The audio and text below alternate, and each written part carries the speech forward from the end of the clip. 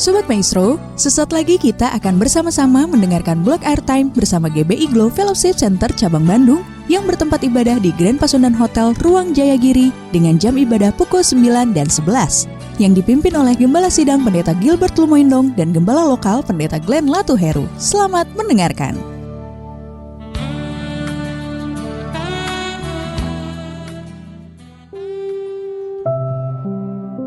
Shalom, selamat malam Sobat Maestro yang dikasih dalam Tuhan. Puji Tuhan, masih bersama saya Pendeta Glenn Latuheru yang selama 25 menit ke depan kita akan belajar sama-sama kebenaran firman Tuhan yang akan menuntun dan membimbing kita masuk ke dalam jalan-jalan Tuhan, masuk ke dalam rencana Tuhan dalam keseharian hidup kita. Nah, Sobat Maestro yang dikasih dalam Tuhan, hari ini saya akan sharing tentang bagaimana setiap kita anak-anak Tuhan dipanggil untuk menjadi terang, dipanggil untuk menjadi garam, untuk membawa dampak bagi dunia di tengah-tengah kegelapan dunia yang semakin hari semakin jahat ini. Karena itu sebelumnya kita akan doa, kita akan minta hikmat dari Tuhan yang mengajarkan kita untuk mengerti akan firman Tuhan yang akan kita pelajari malam hari ini. Kita berdoa, Bapa terima kasih buat anugerah Tuhan, buat kasih setia Tuhan, buat pertolongan Tuhan dalam hidup kami. Kami sadar betul di luar Tuhan kami tidak bisa berbuat apa-apa. Tuhanlah yang membuat kami ada. Sebagaimana kami ada malam hari ini, Tuhanlah yang menguatkan langkah kaki kami. Sehingga di tengah-tengah kami menghadapi masalah hidup, di tengah-tengah kami menghadapi tantangan, kami percaya ada tangan Tuhan yang menopang, ada tangan Tuhan yang memberikan kemenangan bagi setiap kami. Karena itu malam hari ini juga, ya Bapa, kami mau buka hati kami mau sendengkan telinga kami untuk mendengarkan firman-Mu. Bicara bagi masing-masing kami, secara khusus umat-Mu ya Allah, yang malam hari ini mendengarkan siaran ini dimanapun mereka berada. Beri hikmat, beri ketenangan, beri Roh Kudus bagi kami untuk kami mengerti, agar setiap rema yang kami dapati dalam firman-Mu malam hari ini menjadi kekuatan dalam hidup kami. Terima kasih ya Bapa yang baik. Bicara bagi masing-masing kami, karena sedianya kami siap mendengarkannya. Di dalam nama Tuhan Yesus Kristus kami berdoa. Haleluya. Amin, amin. Nah Sobat Maestro yang dikasih dalam Tuhan, Yesaya 60 ayat yang pertama sampai dengan ayat yang keempat. Yesaya 60 ayat yang pertama sampai dengan ayat yang keempat. Apa dikatakan di sana? Bangkitlah, menjadi teranglah, sebab terangmu datang dan kemuliaan Tuhan terbit atasmu. Sebab sesungguhnya kegelapan menutupi bumi dan kekelaman menutupi bangsa-bangsa, tetapi terang Tuhan terbit atasmu dan kemuliaannya menjadi nyata atasmu. Wow. Bangsa-bangsa berduyun-duyun datang kepada terangmu dan raja-raja kepada cahaya yang terbit bagimu. Angkatlah mukamu dan lihatlah ke sekeliling. Mereka semua datang berhimpun kepadamu. Anak-anakmu laki-laki datang jauh, dan anak-anakmu perempuan digendong. Nah saudara yang dikasih dalam Tuhan, perhatikan judul perikop dalam Yesaya 60 adalah apa? Kemuliaan Sion yang akan datang. Sion dalam Alkitab seringkali dikatakan ada seperti anak-anak Tuhan, seringkali diumpamakan seperti gereja Tuhan. Dengan kata lain, Alkitab sedang bicara tentang bagaimana orang percaya, bagaimana gereja Tuhan di akhir zaman ini, di tengah-tengah dunia yang semakin hari semakin gelap, bangkit dan menjadi terang. Iya kan? Karena kita percaya dunia ini sekarang sedang bergerak dalam kegelapan yang dahsyat, saudara. Kegelapan yang luar biasa. Sehingga kalau saudara perhatikan di lingkungan saudara tinggal, di lingkungan setiap kita tinggal, hal-hal yang normal-normal itu dulu sekarang menjadi hal-hal yang biasa. Maksud saya yang dulu yang jadi tabu sekarang menjadi biasa. Dulu yang kita nggak pernah pikirkan hal itu menjadi biasa sekarang, saudaraku. Iya kan? Orang tua bunuh anak, orang tua perkosa anak, tidur sama orang tua jual anaknya gitu kan, orang tua pakai narkoba sama-sama dengan anaknya. Ini yang Alkitab katakan bahwa dunia sedang dilingkupi dengan apa? Kegelapan. Dunia sedang dilingkupi dengan kekelaman. Bumi sedang dilingkupi dengan kekelaman. Jadi kalau saudara bilang hari-hari ini saudara sedang ditipu, hari ini saudara sedang difitnah, hari-hari ini saudara sedang rancangkan yang jahat, sorry saya mau bilang saudara nggak usah kaget. Iya kan? Kenapa kita mesti kaget? Karena Alkitab sudah mengatakan kegelapan sedang menutupi bumi. Kekelaman sedang menutupi bangsa-bangsa. Berarti di mana-mana akan ada kejahatan, di mana-mana orang nggak bisa mengerti terang. Itu berarti kalau kita diperlakukan nggak adil, diperlakukan dengan sakit hati, saudara mesti mengerti. Oh iya saya masih tinggal di dunia, iya kan? Kalau saudara tahu saudara masih tinggal di dunia, saudara nggak usah stres ngeliat orang-orang seperti itu. Lalu bagian kita apa? Bagian kita sama seperti saya katakan, bangkit menjadi teranglah, Sebab terangmu datang dan kemuliaan bumi, kemuliaan Tuhan terbit atasmu. Jadi bagian kita bukan selalu mengeluh, bagian kita bukan selalu komplain dengan keadaan dunia yang sekarang semakin jahat, kemudian kita stres sendiri, kemudian kita sakit hati sendiri, kemudian kita pahit hati sendiri. Bodoh saudara, kita akan jadi orang-orang yang bodoh yang kita tahu kebenaran firman Tuhan katakan bahwa kegelapan sedang meliputi bumi, tapi kita lupa kalau kita ada di tengah-tengah bumi, kita tinggal di tengah-tengah bumi, otomatis kita akan mengalami hal yang sama. Dengan kata lain, kalau orang berlaku jahat sama kita, ya kita mesti ngerti kenapa. Karena kita tinggal di bumi, dan bumi sedang diliputi dengan apa? Kegelapan. Bumi sedang diliputi kegelapan. Lalu bagian kita sebagai orang percaya, jangan jadi sama. Jangan justru, lu bisa buat seperti itu sama gue juga bisa buat lebih jahat. Gue udah terlalu capek disakiti, gue udah terlalu capek dianiaya, gue terlalu capek diomongin yang jahat, gue bisa lebih jahat. Wah, salah saudara. Justru kita harus bangkit, kita harus jadi terang. Alkitab katakan berubahlah oleh pembaharuan budimu. Jangan engkau menjadi sama dengan dunia. Nah, apa yang dia katakan oleh Alkitab yang kita pelajari malam hari ini, saudara, kita sama-sama berjuang, kita sama-sama belajar bagaimana setiap kita berusaha di tengah-tengah dunia yang semakin hari semakin jahat, di tengah-tengah dunia yang semakin hari semakin diliputi dengan kekelaman, kita bangkit, kita menjadi terang. Ayat 4 mengatakan kita mengangkat muka kita dan kita melihat sekeliling. Ingat, bersinar, bercahaya di tengah-tengah kegelapan. Itulah tugas anak-anak Tuhan di akhir zaman. Supaya apa? Alkitab bilang begini, supaya orang melihat perbuatan baikmu dan mereka mempermuliakan Bapamu di sorga. Jadi yang saya pelajari yang pertama, bagaimana kita harus bangkit. Ada banyak orang bilang, Pak, bagaimana saya bisa bangkit sedangkan saya aja masih banyak pergumulan. Tidak sedikit orang rumah tangga bilang, Pak, bagaimana saya bisa bangkit, rumah tangga saya sedang hancur. Bagaimana orang bisa bilang, Pak, saya gak bisa bangkit. Bagaimana saya bisa bangkit kalau ekonomi saya sedang terpuruk. Sorry, saya mau bilang, sudah dikasih dalam Tuhan, bangkit adalah keputusan. Tidak bergantung dengan apa keadaan yang hari-hari ini engkau sedang alami, tapi engkau harus membuat keputusan, saya harus bangkit. Amin. Jadi bukan soal keadaan apa yang sedang menimpamu hari-hari ini, tapi apa yang menjadi keputusanmu untuk engkau melangkah di hari ini. Itulah yang harus kita lakukan. Bangkit. Jadi pertanyaan, bangkit dari apa, saudara? Iya kan? Yang pertama saya pelajari, setiap kita di akhir zaman ini kita harus bangkit dari rasa bersalah. Wahyu 12 ayat 10 jelas katakan bahwa pekerjaan iblis adalah mendakwa. Tidak sedikit anak-anak Tuhan yang sudah melayani Tuhan, yang sudah hidup dalam pelayanan, yang sudah melayani Tuhan, beribadah kepada Tuhan, sudah rajin ke gereja, saudaraku, justru hidupnya seringkali didakwa iblis. Kamu gak mungkin bisa, kamu gak mungkin bisa berhasil, kamu kan dulu pernah aborsi, kamu kan dulu pernah onani, kamu kan dulu pernah berzina, kamu gak akan pernah bisa, Tuhan gak akan pernah mengampuni kamu. Saudara dikasih dalam Tuhan, itu tugas iblis dari dulu sampai sekarang. Selama-lamanya tugas iblis adalah mendakwa, menghakimi setiap kita. Sekalipun Alkitab jelas katakan, oleh darah Yesus engkau yang dulu jauh sekarang sudah menjadi dekat. Iya kan? Kita nggak perlu dengar apa yang iblis katakan. Yang perlu kita dengar adalah apa yang Tuhan katakan tentang kita.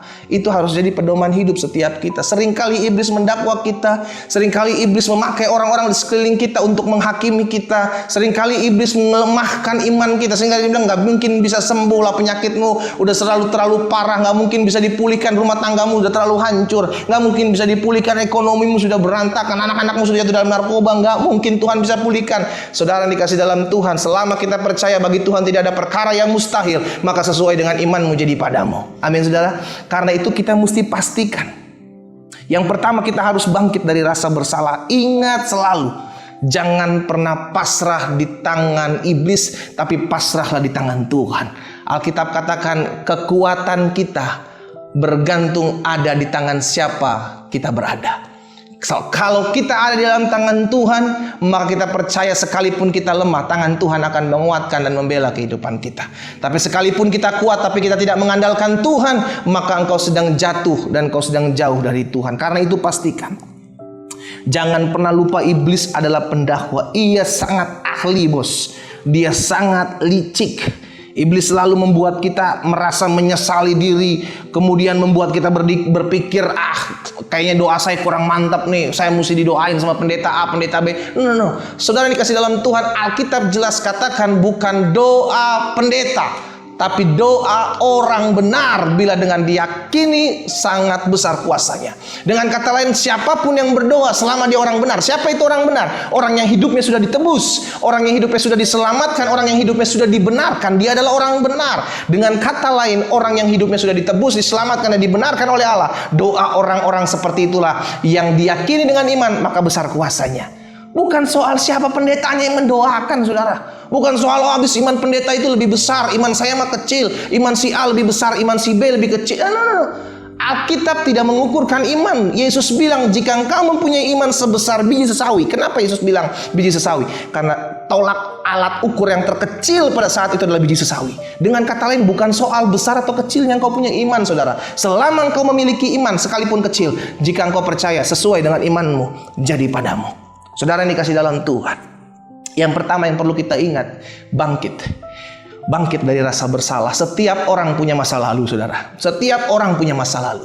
Tapi kalau sampai engkau tertenggelam di masa lalumu, sampai engkau terlelap, tertidur di masa lalumu, maka engkau tidak akan pernah melihat masa depan yang gilang gemilang yang Tuhan sudah karuniakan dalam hidupmu. Selama engkau percaya Tuhan membuat masa depanmu gilang gemilang, selama engkau percaya, saya percaya Tuhan buat hari depan saya penuh dengan harapan, maka itu yang akan terjadi. Tidak peduli seberapa hancur masa lalumu, tidak peduli seberapa parah masa lalumu, selama engkau sudah bertobat, engkau berbalik kepada Tuhan, engkau berjalan maju, tidak lagi melihat ke kanan dan ke kiri, tidak lagi melihat ke belakang, maka engkau akan melihat bagaimana janji Allah digenapi dalam kehidupanmu. Jadi yang pertama yang perlu kita ingat, bangkit dari apa? Bangkit dari rasa bersalah. Setiap orang punya masa lalu, bos. Tapi lupakan masa lalu, pandang ke depan, maka engkau akan melihat hari depanmu luar biasa. Jangan biarkan rasa bersalahmu terus menguasai hidupmu. Jangan biarkan rasa bersalahmu terus terintimidasi. Oh, saya nggak bisa, saya nggak mungkin bisa, saya nggak akan sembuh. Ayo. Selama engkau punya Tuhan dan mengaku engkau punya Yesus, percaya bagi Tuhan tidak ada perkara yang mustahil. Yang kedua, apa yang harus kita bangkit? Yang pertama, kita harus bangkit dari rasa bersalah. Yang kedua, kita harus bangkit dari trauma. Setiap kita pasti memiliki trauma-trauma masa lalu. Engkau mungkin pernah dianiaya, engkau mungkin pernah diperkosa, engkau mungkin pernah mengalami hal-hal, ditindas, dibully. Saudara yang dikasih dalam Tuhan, kita harus bangkit. Ada banyak orang yang hidupnya kini di penjara oleh keberadaan hari kemarin. Bayangin, saudara, tidak sedikit rumah tangga hancur oleh karena apa? Oleh karena trauma. Trauma papanya mukulin mamanya, akhirnya dia trauma ketakutan sama laki-laki, akhirnya udah kayaknya laki-laki semua nggak bisa dipercaya, udah gue kawin aja sama perempuan, lesbi jadinya, saudara. Tidak sedikit perempuan akhirnya jadi lesbian, laki-laki jadi homoseks, cuma gara-gara apa? Trauma. Semua dimulai dari trauma. Dan perhatikan, saudara, ketika seseorang sudah terjebak dan terikat pada trauma masa lalu dan tidak mau lagi bangkit dari trauma masa lalu, itu adalah langkah pertama untuk engkau masuk dalam jebakan setan. Ketika engkau mulai tenggelam dalam trauma-trauma seperti ini, mungkin engkau berpikir, pendeta, aduh, laki gue mulai sekarang gak bisa dipercaya. Kemarin dia udah berzina, dia udah berselingkuh. Saudara yang dikasih dalam Tuhan, ketika engkau istri-istri, dengar baik istri-istri tempat ini, engkau mungkin pernah mengalami trauma terhadap suamimu yang berzina. Engkau istri-istri mungkin pernah mengalami trauma, suamimu pernah berselingkuh. Bahkan sebaliknya, mungkin suami-suami engkau mengalami trauma, istrimu pernah berselingkuh, istrimu pernah berzina dengan orang lain. Dengar baik, bangkit dari traumamu. Bangkit dari trauma. Mungkin kamu bilang begini, lalu pendeta, nanti kalau misalnya ini terjadi lagi seperti apa? Tolak itu dalam nama Yesus. Itu intimidasi iblis. Yesus bilang begini, tidak ada satu hal pun yang tertutup yang tidak akan disingkapkan, tidak ada satu hal pun yang tertutup yang tidak akan dinyatakan oleh Tuhan pada waktu Tuhan. Maksudnya apa? Tidak peduli orang, suamimu, istrimu melakukan apa yang tidak engkau lihat, suatu hari kelak kalau memang benar itu terjadi, itu akan disingkapkan oleh Tuhan. Tidak ada bangkai yang tidak akan tercium, saudara yang dikasih dalam Tuhan. Pastikan, tapi ingat, bagian kita adalah bangkit dari trauma. Amin. Pegang ayat firman Tuhan, Roma 8 ayat 28. Allah turut bekerja dalam segala sesuatu untuk mendatangkan kebaikan. Apapun yang hari-hari kemarin sudah terjadi, itu merupakan cara Tuhan. Tuhan izinkan, saya bisa pakai kalimat itu, Tuhan izinkan. Untuk apa? Untuk kita mengerti bahwa kita perlu Tuhan. Tuhan izinkan hal itu terjadi untuk kita mengerti bahwa saya lemah di luar Tuhan. Tuhan izinkan hal-hal yang sulit, hal-hal yang jahat terjadi dalam hidup kita. Tuhan izinkan. Kenapa? Supaya mengingatkan bahwa saya perlu Tuhan. Kalau hari-hari ini engkau masih terikat trauma, kalau hari-hari ini engkau masih susah move on, saudara dikasih dalam Tuhan, dengar baik, bangkit. Engkau harus bangkit dari traumamu.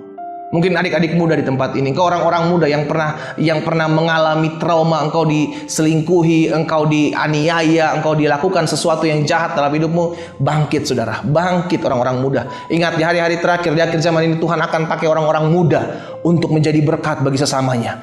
Kalau engkau tidak bisa ada di dalam tangan Tuhan, maka engkau akan dipakai tangan setan. Karena itu pastikan engkau ada di tangan Tuhan. Hari ini kalau engkau mau pakai tangan Tuhan, engkau mesti bangkit dari masa lalumu. Engkau harus bangkit dari rasa traumamu. Engkau harus bangkit dari rasa bersalahmu. Bangkit. Masa lalu selalu ada, tapi bukan berarti masa lalu saya mempengaruhi masa depan saya. No, masa lalu tetaplah menjadi bagian masa lalu, menjadi pembelajaran dalam hidup kita. Tapi selama kita ada di tangan Tuhan, maka masa depan, maka hari depan yang gilang gemilang, hari depan yang penuh harapan, itu yang Tuhan akan sediakan bagi kehidupan setiap kita. Bangkit dari masa lalu, bangkit dari trauma. Jangan sampai kita menjadi orang-orang yang takut untuk mulai lagi kembali bisnis kita, mulai lagi kembali menjalin hubungan dengan rekan-rekan kita oleh karena trauma, oleh karena takut. Saudaraku dengar, selama kita trauma, selama kita takut, maka kita sedang tidak mempercayakan Tuhan dalam kehidupan kita. Jangan sampai kegagalanmu di masa lalu, jangan sampai hal-hal yang buruk pernah terjadi di masa lalumu membuat engkau takut untuk melangkah di hari ini. Jadi pastikan, yang kedua kita harus bangkit dari trauma. Ya, yang ketiga, kita harus bangkit dari apa? Jadi yang pertama, kita harus bangkit dari rasa bersalah. Jangan sampai rasa bersalah itu terus membunuh hidup kita, melemahkan iman kita. Dan yang kedua, kita harus bangkit dari apa? Dari trauma-trauma kita. Setiap orang punya masa lalu, setiap orang punya trauma. Tapi jangan sampai trauma itu membuat kita nggak bisa melangkah di hari depan. Justru kita harus mengatakan bahwa trauma menjadi pembelajaran dalam hidup saya. Untuk saya di hari ke depan semakin berhati-hati dalam mengambil keputusan. Yang ketiga, kita harus bangkit dari apa? Kita harus bangkit dari berbagai ketidakmampuan, saudara. Nah, jangan sampai yang pertama rasa bersalah membuat kita sulit untuk move on. Jangan sampai yang kedua rasa trauma-trauma kita sulit membuat kita mengambil keputusan. Dan yang ketiga, ini juga kita harus mengerti, jangan sampai karena kita bilang saya tidak mampu, makanya kita tidak bisa maju. Kalau kita merasa tidak mampu, belajar. Amin. Jadi gini sederhana, hidup Kristen itu adalah hidup yang harus menyadari bahwa mustahil, perhatikan, mustahil hanya berlaku bila kita mengandalkan kekuatan kita. Saya ulangi sekali lagi, hidup Kristen harus menyadari bahwa mustahil hanya berlaku bila kita mengandalkan kekuatan kita. Dengan kata lain, selama kita mengandalkan Tuhan, selama kita percaya kepada Tuhan, selama kita beriman kepada Tuhan, maka kita percaya segala perkara dapat kutanggung dalam Yesus yang memberikan kekuatan dan kemenangan dalam kehidupanku. Amin.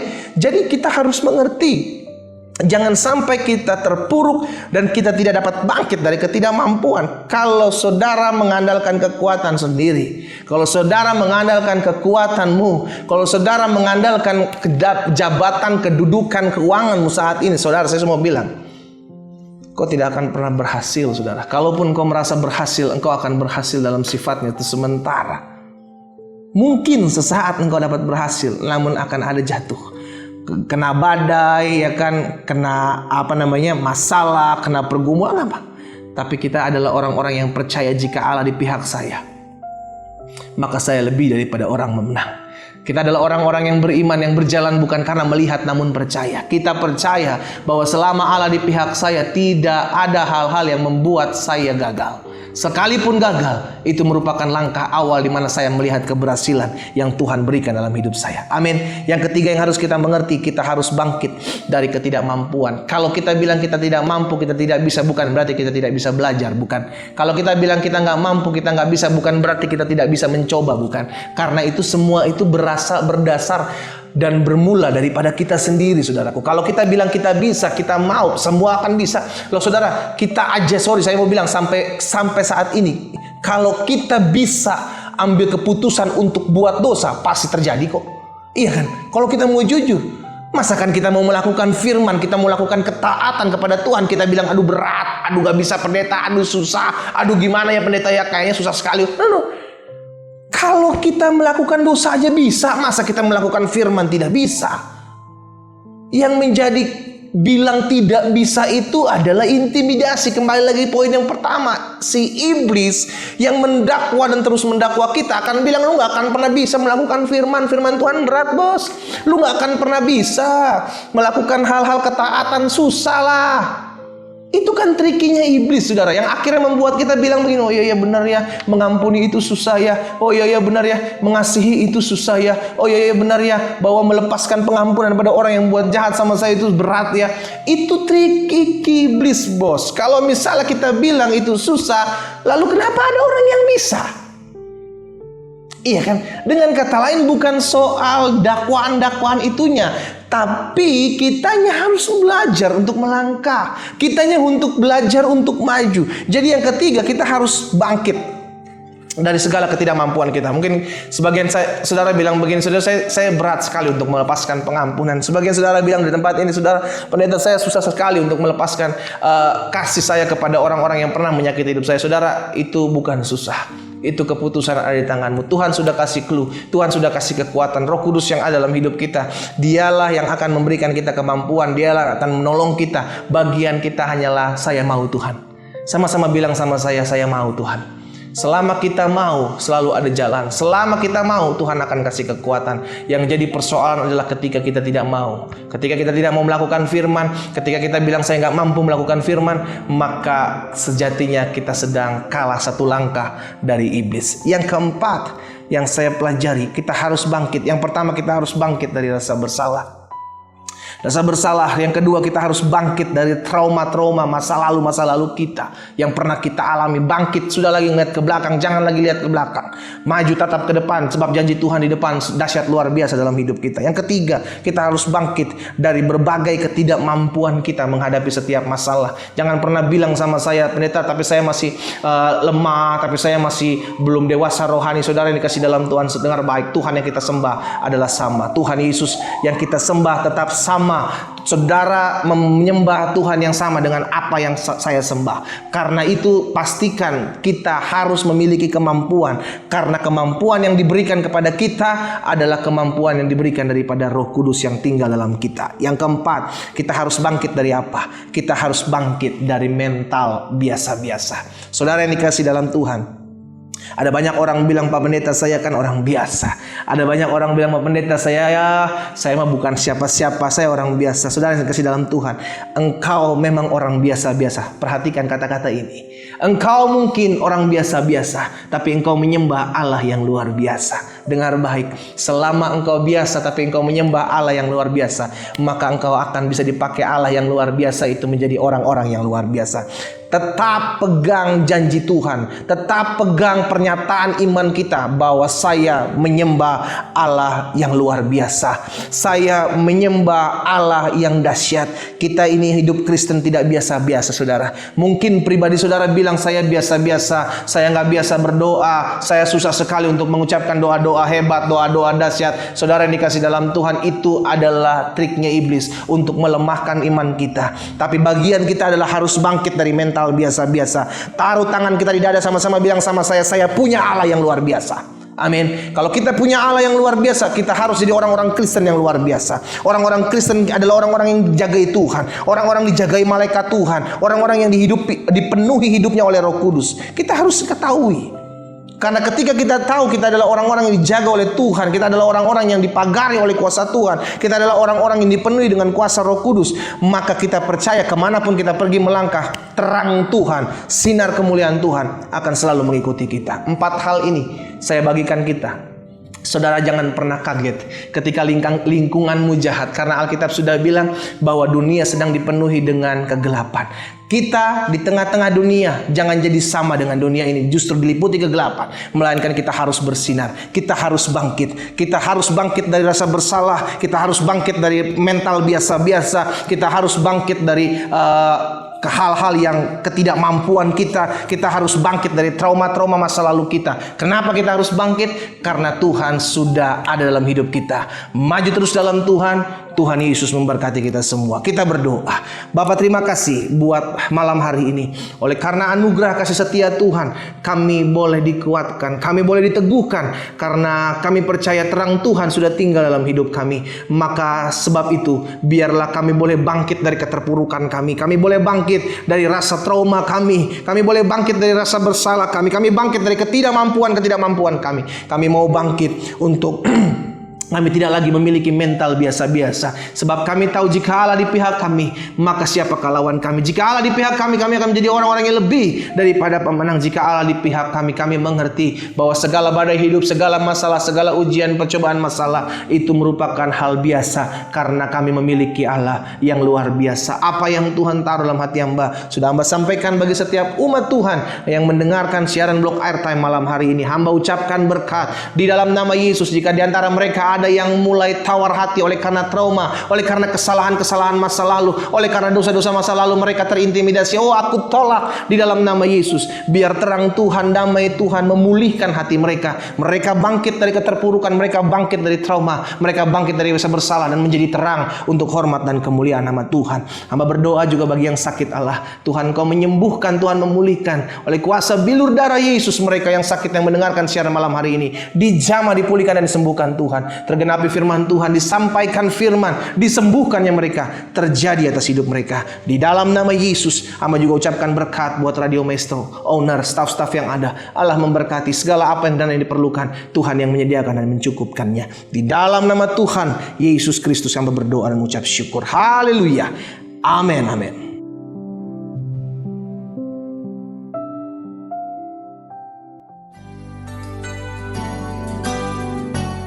Sobat Maestro, Anda baru saja mendengarkan Blok Airtime bersama GBI Glow Fellowship Center Cabang Bandung yang bertempat ibadah di Grand Pasundan Hotel Ruang Jayagiri dengan jam ibadah pukul 9 dan 11 yang dipimpin oleh Gembala Sidang Pendeta Gilbert Lumoindong dan Gembala Lokal Pendeta Glenn Latuheru. Untuk informasi, doa dan konseling dapat menghubungi Pendeta Glenn Latuheru di nomor 0813 5607 8506. Terima kasih atas kebersamaan Anda dan Tuhan Yesus memberkati.